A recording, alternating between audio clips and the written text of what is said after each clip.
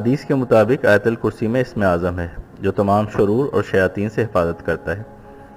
دنیا میں جو فتنہ اور شر انسان کے روپ دھارے شیطانوں نے برپا کیا ہے اس سے اور ان شیطان نما انسانوں کے مرشد ابلیس کے شر سے آیت الکرسی حفاظت کرتی ہے۔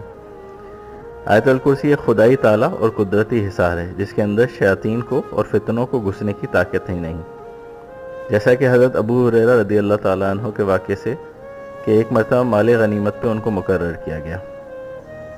ایک شخص رات میں آیا اور کچھ چوری کرنے لگا، میں نے اس کو پکڑا تو منتیں ترلے کرنے لگا، میں نے اسے چھوڑ دیا۔ دوسرے دن پھر یہی واقعہ ہوا، اس نے پھر چوری کی کوشش کی اور مجھے اس پہ ترس آ گیا تو میں نے اس کو چھوڑ دیا۔